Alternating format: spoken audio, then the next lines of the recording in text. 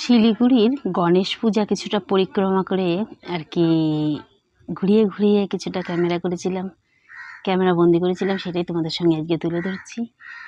তো পুজো মানেই খুশি, পুজো মানেই আনন্দ, পুজো মানে অনেক কিছু। তো এই পুজোর খুব সুন্দর আর কি আলোকসজ্জা থেকে শুরু করে সমস্ত কিছু, সত্যি পুজো পুজো মনে হলেই যে মনে হয় যেন সেই মা দুর্গা চলে এসেছে। সত্যি তাই, দুর্গাপুজোর আর বেশি দিন নেইও, মানে এই গণেশ পূজা শেষ হতে না হতেই কিন্তু সেই দুর্গাপুজো শুরু হয়ে যায় প্রত্যেক বছর। তবে আমাদের এখানে কিন্তু দুর্গাপুজোর মতোই অনেকটা গণেশ পুজোয় বেশ আলোকসজ্জা সাজিয়ে মণ্ডপ, ছায়া মণ্ডপ বানিয়ে সেই 2-3 দিন ধরে হয় আর কি অনুষ্ঠান। যাই হোক, আর এটা হলো সেই শিলিগুড়ির আর কি পুজো মণ্ডপের কিছুটা দৃশ্য। আমি গিয়েছিলাম ঘুরতে, আমার বাড়ি থেকে 1 থেকে 1.5 ঘন্টার রাস্তা।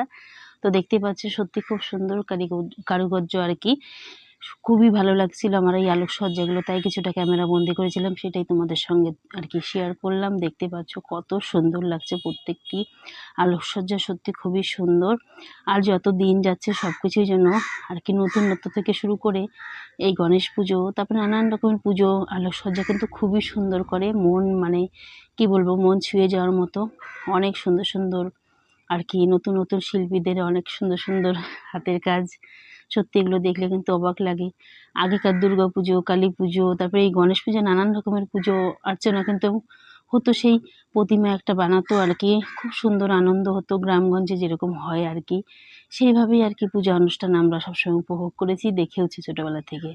কিন্তু এখন যত দিন যাচ্ছে আধুনিকতার ছোঁয়া, নানান রকমের নানানভাবে আর কি পুজো ছায়া মণ্ডপ সাজানো হয়। সত্যি এগুলো যেন সত্যি আলাদা ধরনের একটি আর কি আমাদের পাওয়া। যত দিন যাচ্ছে তত নতুনত্ব, নতুন নতুন আলোকসজ্জা, নতুন নতুন সাজগোজ, সব কিছুরই পরিবর্তন হচ্ছে। আর দুর্গাপুজোয় তো কথাই নেই, মানে কোন ছায়ামণ্ডপ থেকে কোন ছায়ামণ্ডপ বেশি সৌন্দর্য করবে, এটা কিন্তু একটি কম্পিটিশনের মধ্যেই আর কি পড়ে গেছে। তবে সেই আগেকার পুজোগুলো এখনও মিস করি, সেই গ্রামগঞ্জে সুন্দরভাবে নিয়মনিষ্ঠাভাবে দুর্গাপুজো, কালী পুজো, সমস্ত পুজো পাঠ যেভাবে হতো। কিন্তু এখন এই পুজোর মণ্ডপ মানে ছায়া মণ্ডপ কিছুটা দর্শন করে কিন্তু আমরা প্রত্যেকে বাড়ি চলে যাই।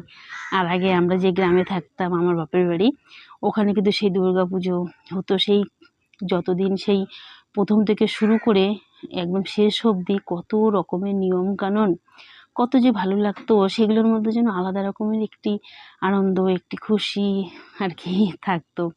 তবে এখনকার পুজোর ছায়া মণ্ডপগুলো সুন্দর, সকলে মিলে দর্শন করি, খাওয়া দাওয়া করি, নানান রকমের গল্পগুজব করি, তারপরে এইসব দেখে বাড়িতে আসি, খুবই ভালো লাগে, কিছুটা ক্যামেরা বন্দি করি, এত সুন্দর সুন্দর দৃশ্য তোমাদেরকে আর কি তোমাদের সামনে তুলে ধরতে পারি, আমার মতো অনেকেই তুলে ধরে।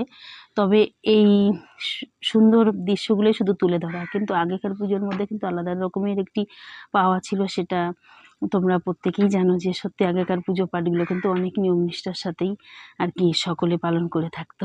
যাই হোক, তবে এখনকার সৌন্দর্যটা একদমই আলাদা, আগেকার সৌন্দর্যটা একদমই আলাদা।